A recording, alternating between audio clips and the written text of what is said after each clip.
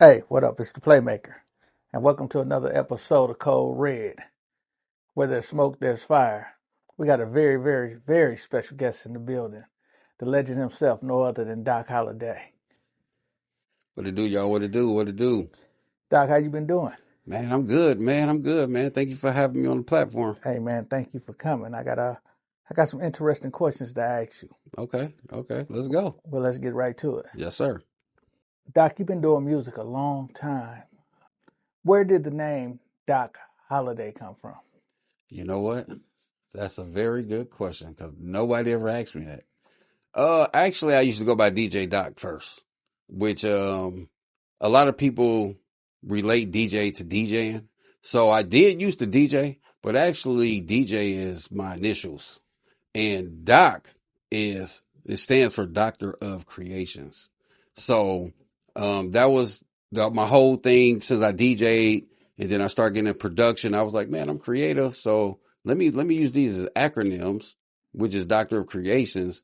And then one day, back in maybe 2000, one of my homies, Skinny Pimp, he called me one day. It was like, Doc Holliday, what up?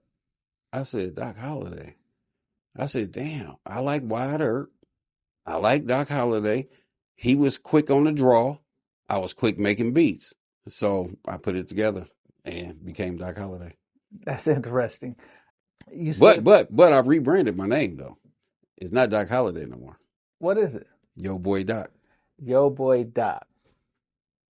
So I had Doc Holliday for 20 years.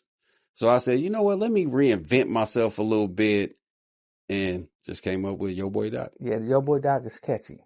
Now, you said something about, what was that before that? Doctor of Creations. Doctor of Creations. So I see you took that and created beat creators. Yes, I did. At first, it was Riding High. It was Riding High Entertainment. Then I had Music Notes Entertainment, but I wanted it to be more related to production. So, I mean, it was a whole bunch of names going out back in the days. What was the name of the guy now with No Limit? Beats by the Pound, things like that. So I was like, man, let me think of something. And it was pretty simple. It's just the beat creators. It just spelled THA instead of THE. Correct. And it's been like that for 20 some years. Now, Doc, when I say we, I mean you and I, been a part of this music scene for 3 decades. Yes, sir. How have you survived being able to reinvent yourself from decade to decade and still be relevant? Well, first off, I started off as an artist, making my own beats. And back in them days, you couldn't really just find nobody to make beats or studios and stuff like that. So I kind of pretty much learned it all myself. And as I was going and I started releasing music, people would be like, man, who made that beat? Who did this? And I was like, damn, this could be a job. So I pretty much turned it into a job, and I stay in tune with what's going on. Like, pretty much I keep my ear to the streets with the young fellas and my other peers, and just listen and absorb all the information and use it to where I can use it at. So, did you go to school for this? Nope. So, without any formal training, how did you, like I said, stay relevant? 30 years of studying what's going on. So, your price is your price. My price is my They price. paying you for 30 years of game. Yes. Experience. That's game. Yeah. Pretty much. Yeah. What's new with you? I just opened up a studio this month, May 2025. I was on break for about 6 years from the public, and I decided that I wanted to get back out here and see where I can help with my talents with other artists. Because I know a lot of other artists out here, they do look for some kind of experienced person to help them out. So I just opened up that. I have another company, Alley Music, which is a magazine and a blog site. alleymusic.com, ALLEYMUZIK.com. That's pretty much what I'm on right now. That's the journey I'm on. Okay, because this is more or less of a two-part thing for me. Because you spoke, the last question I asked you was you said you took a 6-year break. Yes. But it seems like you were still Well, doing music. from the public, I still was working with different artists, different celebrities, and different things like that. And I decided I wanted to get back out here and be more public now. Okay, so Learn some more stuff, got some more connections, different things like that. So I want to incorporate it all into what I'm doing. so you went more digital over the past 6 years, you would say, and then now you're coming back to engage publicly. Uh, yeah, because I still was dealing with people, but I learned a lot about the digital game. Okay. Okay. Yeah, the alley music. I've been seeing that for years. I seen when you first bought it out, it seems that you reinvented it over the years, and now it seems to be almost to perfection. Can you hold the book up one way? Yeah, I like that. This is the third issue. My second issue I had was 2022. So I sat down with all the knowledge that I had, and I said, man, let me come back out with this because I understand that for anybody, promotion is key. So I want to be able to tell my stories in here about how I feel about different things and information to help artists out. So pretty much now it's going forward. I learned more. I learned how it works. I had to get the legal side of it done, and now I'm full-fledged. Congratulations on that. Thank you. I've been to your studio multiple times. The pleasure of sitting in on a couple of sessions and watch you actually make beats. Tell the world what it's like in the mind of Doc Holliday when he sits down to do a production and make a beat. Well, I started off with analog equipment. So for people that don't know, analog is a keyboard, mixing boards, no computers. So pretty much, I don't think that I have a specific genre of music. I'm more of a universal producer as well as a writer, engineer. So being an artist and coming from where I was at, I'm able to coach other artists into helping them with their music and different things in their career. So in my mind, man, I'm just sitting down, just working on music. I don't have nothing specific unless it's for a client that wants some specific. Whatever come out my brain and fingers is what I give. So is it easier to work side by side with the artist when you're coming up with the production, or do you sit with them and then come up with something and email it to them? Well, the early days, it was all in the studio. Nowadays, you deal with people all across the world. So pretty much you could just email them 100 beats or 20 beats, whatever, and they pick from it to go with whatever style of music they want. But I prefer being in the studio because the creativity is a little bit different. It's more raw and you get a different feeling. Okay. Let's go back to Doc Holliday, the artist. Doc Holliday, the artist, has a large catalog. Yes, sir. A body of work. Yes. When you made the transition from artist to full-time producer, this is a 3-part question. Artist from full-time producer to engineer. Which one of those do you like the most? Man, I like all of them, but production. I like production. I mean, I like them all, but if I had to pick one, it's going to be production. Because to me, music is a form of expression. And you can, whether it's words or with instruments, you can make music how you feel. So I would definitely pick production first. By you being able to do all three, that's like a trifecta. It's like a one-stop shop Doc. Yeah. Yeah. One-stop And back in shop the day, Doc. that was for a lot of people, that was kind of like they never seen that in person. I mean, you might see your favorite artist like a DJ Quick or something like that who was a producer, writer, engineer. But for somebody to meet somebody in person that does it, a lot of people was pretty amazed at it. And actually see you do the work, because not only can you make the beat, you can also show the artist the correct flow and tempo Yes. and the method to making a song. Yes. I never knew all the times back in the day that I was really doing artist development. I never knew that until, of course, later on. But I mean, I really enjoy it, man. Just to create something good and people can enjoy what we doing. Yeah, speaking of you rapping and being an artist, tell the people a little bit about Got Flow. Got flow. Well, a lot of my peers and a lot of people, period, feel like they too old to do music.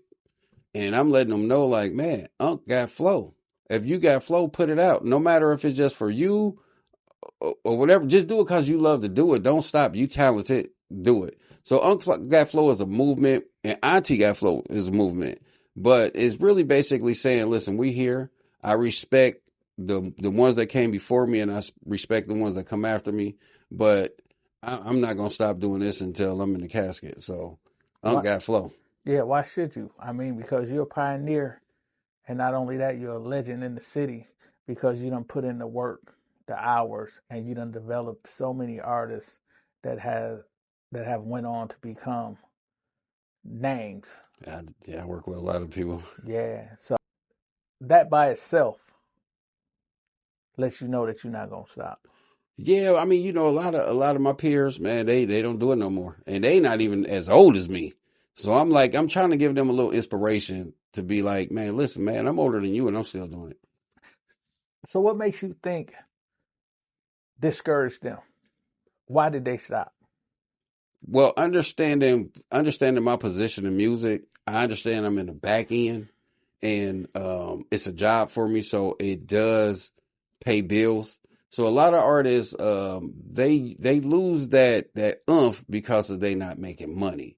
But it's all you got to grind. You got to grind. You got to get known. You got to do that, and then I'm pretty sure if you keep doing that, then some kind of money will come your way. But pretty much that's it. So do you think life just be lifing? Life be And lifing. it take control of Life be lifing. Well, that we all live in this thing called life. Yeah.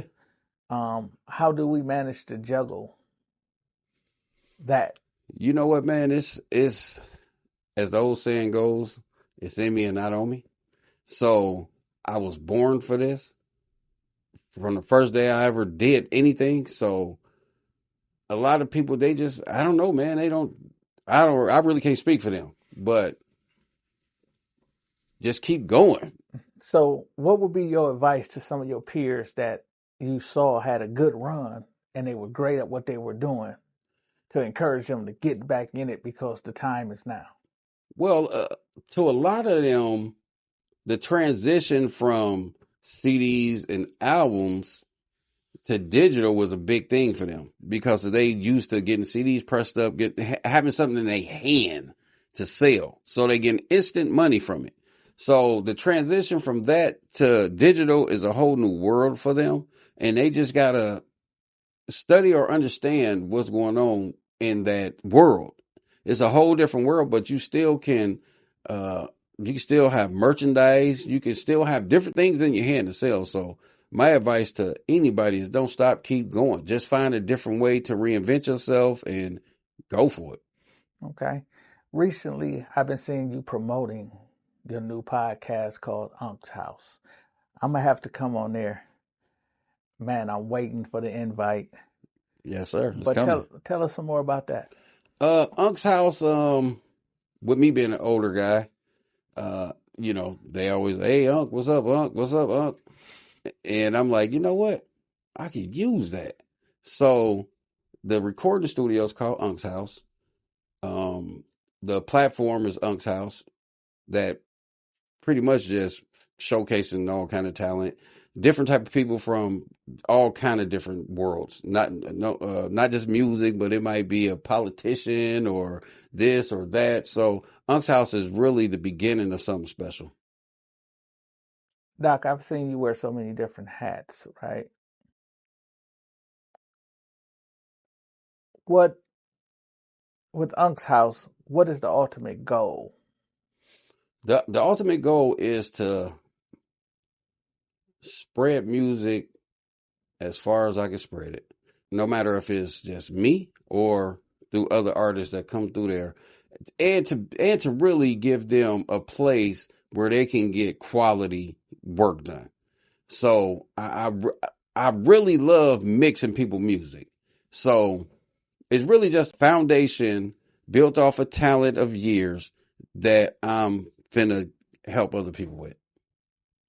That's pretty much all it is. So in Unc's House, when the artists come, are they able to get studio time? Are they able to get production, photo shoots, like in entirety? What is It's the a one-stop experience for shop. It's a Unc's one-stop House? shop. You can come there and get music done, production done, songs written, videos, photography, a list of things. So it's really I'm building something where artists can just come to one spot if needed. Okay. So I guess production has been the high note of the interview. Are you still producing? Still producing. I produce a lot for a lot of people. A lot of people. A lot of people here in the city and across the country. Okay. So it don't stop. That's one of my first passions. So Okay. You've seen many new artists come up, especially in the last couple of years. It's always a new wave of artists hmm every year. We have the artists that we have now. What advice would you give to artists that's coming behind them that we have learned from the artists that are popular now? I would say to what's something a lot of people don't do, especially like in my era, we always looked up and gave homage to the ones before us and learned from them. A lot of these artists nowadays, they have the internet and this and that, so they feel like they don't want to just listen to the older cats or whatever, which I think they should. And just take a little bit from everybody and mix it in a pot of, make some gumbo and use it your way. So that's pretty much it. Just, it's not a YN thing versus a old guy thing. It's really about being educated and taking that information and using it how you want to. The Milwaukee music scene, how you feel about it right now I today? like it. I like everything about it. Um, I can remember years ago we didn't have that. We might have had a couple artists here and there that had some good songs that spread it throughout the city and maybe a little bit outside the city.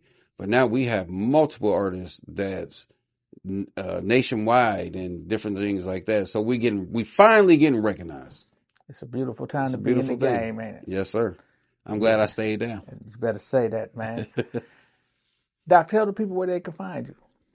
Instagram, 414.holiday. Pretty much everything, 414.holiday. The website is thebeatcreators.com, THA beatcreators.com, alleymusic.com, ALLEYMUZIK. That's it. You can find me there. Well, Doc, it's been a pleasure to have you, man. It's always a treat when we link. You know, this interview could go on for hours with the history that we Yes, got, sir. but Yes, we have sir. to cut it short. Shout out to And we Code out. Red, man.